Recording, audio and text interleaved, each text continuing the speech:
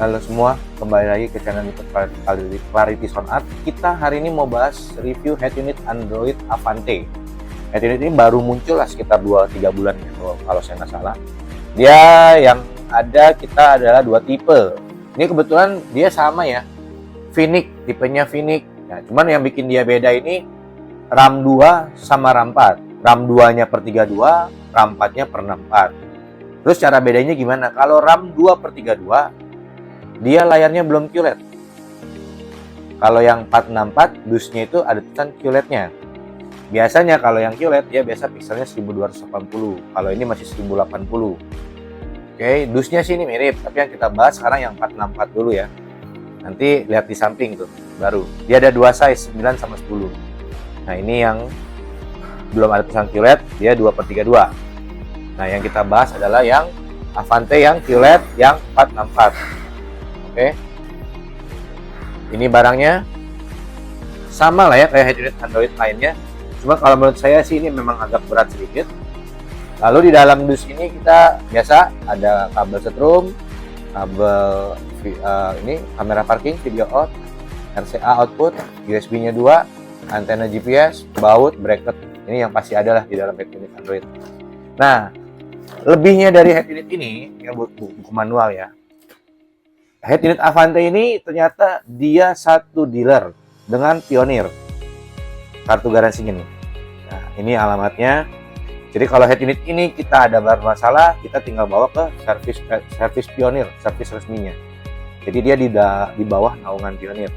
Jadi mungkin untuk beberapa orang yang merasa, oh ini pakai Pioneer, sebenarnya bukan keluaran Pioneer, tapi di dalam naungannya Pioneer. Jadi jelas lah ya, dibanding ada beberapa merek head unit Android yang belum jelas gitu service centernya di mana, yang kalau mau compare harus datang ke toko gitu kan, nggak ada. Yang ini dia jelas.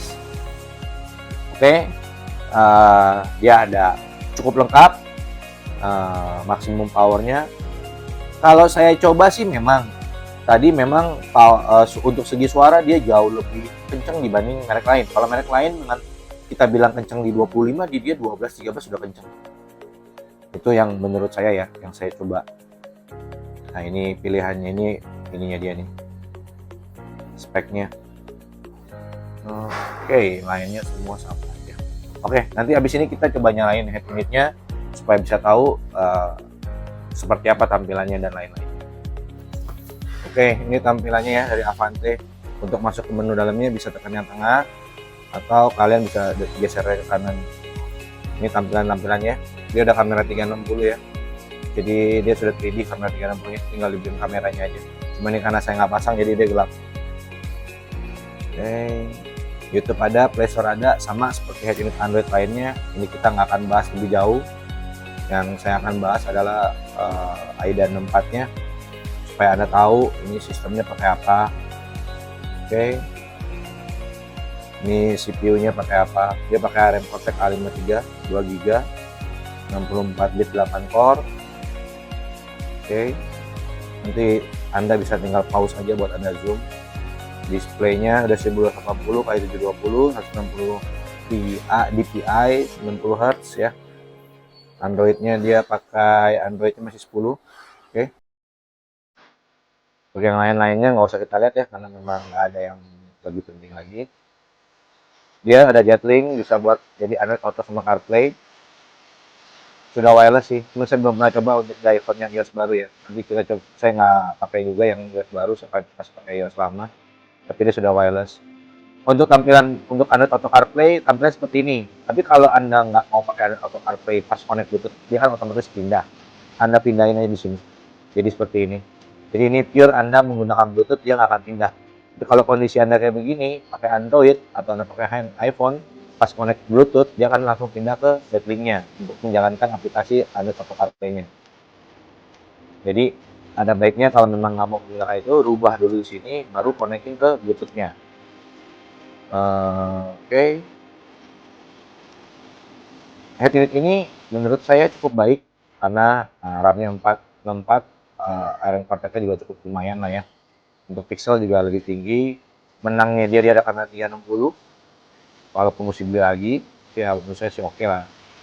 Untuk harga head unit yang Mungkin kalau sama kamera 360-nya sekitar 3 jutaan lebih lah ya.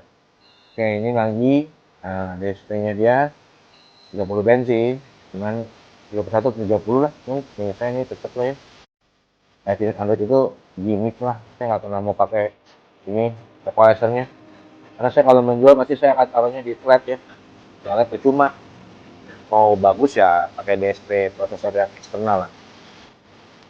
Terus masuk setting ya, ini buat ngeliat di sini, buat atur jamnya, buat ganti bahasa. Lalu tadi saya ada masukin akun ya, dan apa-apa keluarnya gitu caranya. Sama seperti yang lain, kalau ya saya buka musiknya dulu ya.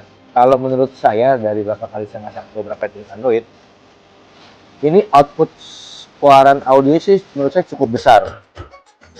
Karena biasanya saya buat ngetes di sini nih menggunakan ini pasti butuh yang besar outputnya. Ini baru volume 11 udah besar ya. Kalau di beberapa merek lain tuh mesti kenceng banget, mesti 20. Jadi menurut saya ini outputnya dia menurut saya cukup besar untuk head unit Android ini dibanding merek lain.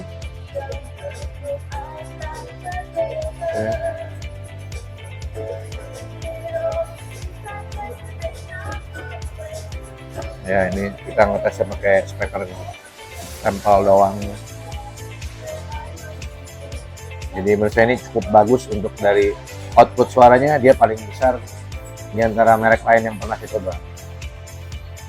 Lalu, nah ini yang di depan sini nih, kalau kita mau tambahin menu icon-nya bisa tinggal kita plus, apa nih yang mau kita keluarin yang belum ada, misalnya YouTube. Nah dia ada. Yang kalau kita mau hapus, kita tinggal tahan aja, dia akan hapus. Sama kalau lagi dengar musik, kayak tadi nih, kita mau dengar layarnya aja, maksudnya mau dengar suaranya aja, layarnya mati, tinggal screen off. Ditekan aja, nyalainnya lagi tekan ini. Oke.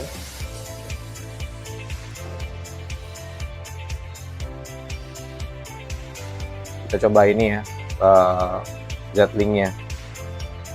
Ini kita pakai Bluetooth aja.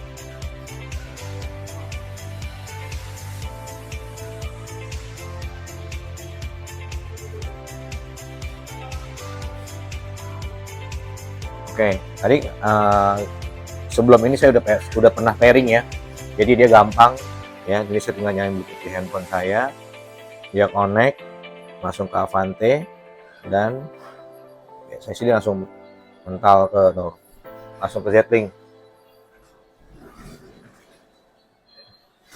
Androidnya ini di head unit di handphone kita harus Android 11, 12, 13 kalau mau wireless.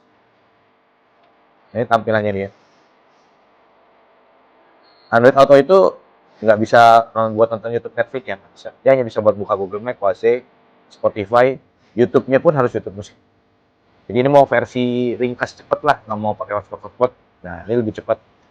Nah handphone kita pun kita matiin layarnya dia tetap nyala, karena dia bukan mirror. Nah ini map yang ada di sini nih mapnya handphone kita, gitu loh.